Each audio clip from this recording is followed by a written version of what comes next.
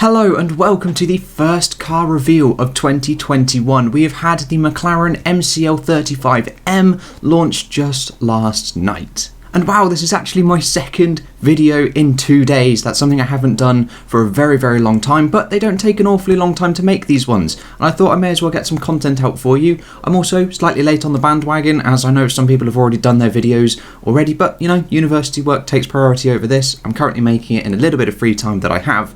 So without further ado, we will jump on into the McLaren launch, 7 PM last night on the 5th of February. It is the MCL35M. Interestingly to note, they have just added an extra M onto their chassis number, as all of the stuff was essentially homologated into this year. It was near enough the same chassis, or it is the identical chassis. They've just changed some of the add-ons and stuff like that, some of the bits. I'm also not an aerodynamicist, so I don't know all of the technical terms and things like that for all of the flaps and the strakes and the fingery thingies. I don't know all of the super technical terms. I can just spot the difference essentially between 2020 and 2021. I know that 10% of the floor is gone, some of the diffuser has been made a little less complex, small things like that. But interestingly, they've decided to add an M at the end of the chassis number. I don't know why. Some people have done B, like Alfa Romeo, in a couple of days' time, or you could do what Mercedes have done and just called it a brand new car, like the W12. But anyway, we will jump on into some pictures and take a look at their 2021 Challenger, and the first one looks like this. You could be mistaken if you think this is the 2020 car, as it's very similar, as in it's identical in pretty much every way. I will get onto some side-by-side comparisons between the previous cars, but I just wanted to show you the close-up full image pictures first, and you can see that the livery is much the same. I was kind of expecting them to do something slightly different with the livery, but not much has changed. Then moving on to another angle of it, we have the front view here, and you can see that really nice tapering of the floor now towards the rear wheels, rather than the straight perpendicular to the side pods of the car. They do actually have a very interesting cape section just underneath the nose by the front wheels as well, but other than that, not a great deal has changed.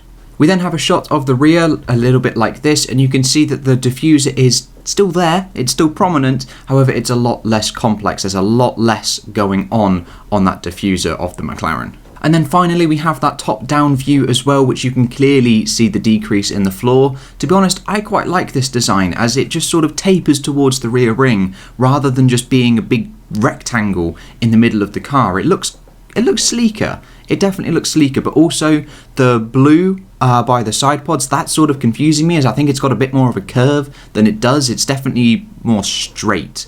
It's difficult to explain, but we'll look at some side-by-side comparisons between 2020 and 2021. And the first one is, of course, the top-down image. We have 2020 on the top and 2021 down below. I'm just going to highlight some key sections that I have found differences with. Now, bear in mind, I'm not an aerodynamicist, like I said at the start, so I don't know all of the key finicky details until the car hits the track, and we get some nice video breakdowns from F1.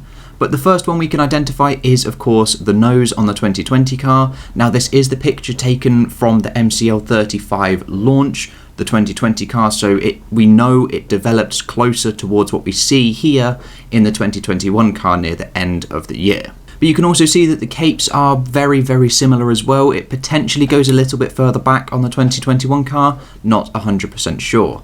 And then the next thing to highlight is these little finger thingies, possibly little strake things coming from behind the front wing of the McLaren. I will do some zooming in on these sections, because I know it's a little bit hard to see, but they are definitely longer on the 2021 car. Again, I'm not sure how much these were developed throughout 2020, as this is the 2020 launch photo, so it's potentially that they could have morphed closer to what it is in 2021. Then thirdly, we can highlight this section of the barge board here in the 2020 car, and you can see it's got lots of vertical strakes, or vertical fingers I would want to call them. And then on the 2021 car, it's very simple. It's the same structure, it's the same shape, it's just a lot less complex. There's not a lot going on. But you can also see that a lot of the finer details is very similar between the 2 years. And then of course we've got the big one here, which is the floor.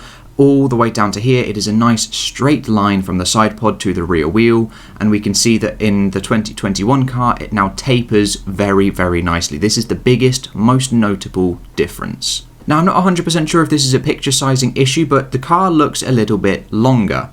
just looks a little bit bigger, but I think that is a sort of an error in the picture sizing, as the front wheels look considerably bigger. I'd be very surprised if they've changed the wheelbase of the car, but you never know, it could happen. But interestingly, you can see a very, very small difference in the side pods as well. In the 2020 car, it sort of bulges outwards, whereas the 2021 car, it sort of bulges inwards if we look at the blue highlights as well. And that is definitely to do with the new Mercedes engine in the back of that car. But interestingly, something that I saw on Twitter is there is no mention of Mercedes anywhere on this McLaren. There's no Mercedes badge, there's no Mercedes-Benz logo on the engine cover, as the deal between McLaren and Mercedes is purely custom based. There is no marketing details or no marketing value in this deal.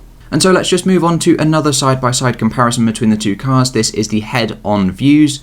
Again, slight picture issues. The 2021 car is a little bit squidged, but I've taken these from the McLaren website and the F1 website, respectively, for 2021 and 2020. But the first thing to highlight is, again, the nose, but we do know that it sort of morphed throughout 2020 to more what it looks like here in 2021. And then interestingly, just another small little detail to notice here is they've had a small little T-wing sort of thing at the back. I think this is actually called the monkey seat, I want to say, but again, I'm not 100% sure. That is clearly visible here on the 2021 launch and not visible here on the 2020 launch.